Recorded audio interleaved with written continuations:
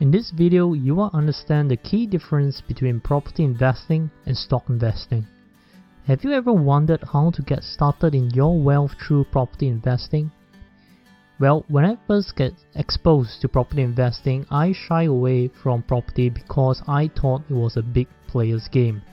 After joining a 3-day property workshop, it completely changed that belief. There was in fact this lady who is only 21 years old with an income range of $1,000 to $2,000, and she has already started on a property journey. Now, I had the privilege of hanging around with amazing people who accomplished huge amount of success at a very young age, some even younger than me. And that is why, through my interactions with them, I knew that anything would be possible as long as you find out what works, model them, and take consistent action.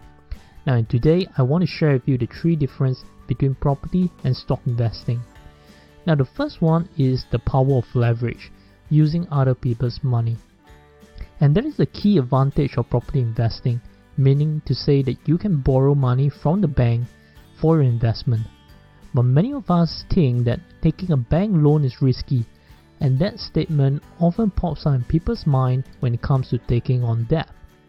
Well, there is a difference between good debt and bad debt.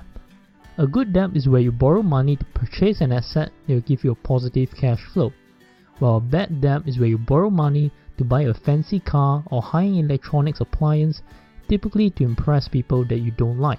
And these are known as liabilities, stuff that will not grow your net worth but instead shrinks it. Now, I'm not saying that you can't buy that fancy car or that smart TV, but if I were you, I'll buy this in cash rather than using debt. So what is the difference between property and stocks in terms of leverage? Well, banks are more comfortable loaning you money for a property investment than a stock. Why? Because in the eyes of the bank, property are more stable investment than stocks. And depending on where you're at, you can borrow as much as 90% of the property price and only put a 10% down payment. The second difference is tangibility of asset.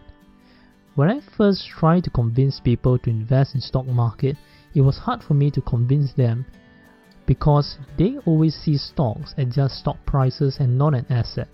Now, the reason is simple, because you simply can't touch and feel stocks, but with properties you can. It's easier for me to convince someone to invest in a property when I show him a real tenant and tell him that that person is paying him a rental income of $5,000 every month.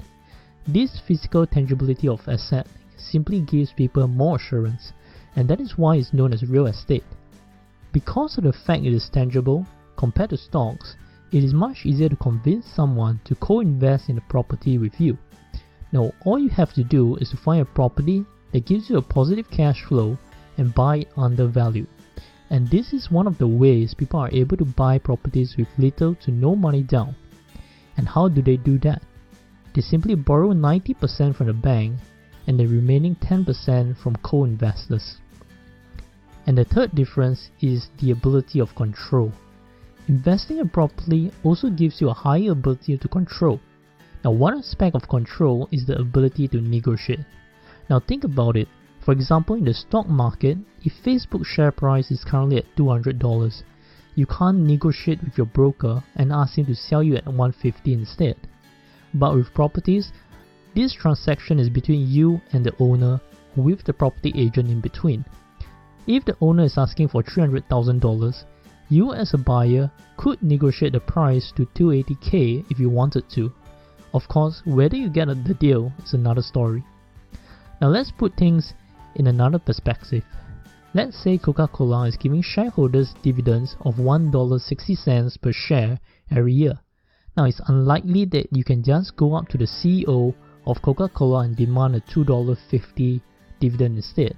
Well, you can try it out in the AGM, but chances are slim. Now, what about properties? Let's say you bought a property, and as a landlord, you can choose to increase the rental that you are charging your tenant. You can choose to renovate the place to increase your rental income, and these are some aspects you have control over your property. And so that is the 3 differences between property investing and stock investing, and that is power of leverage, tangibility of asset, and the ability of control. Now, I hope you're enjoying this video. If you're enjoying this video, do give us a thumbs up and make sure to click the subscribe button, and we'll see you in our next video.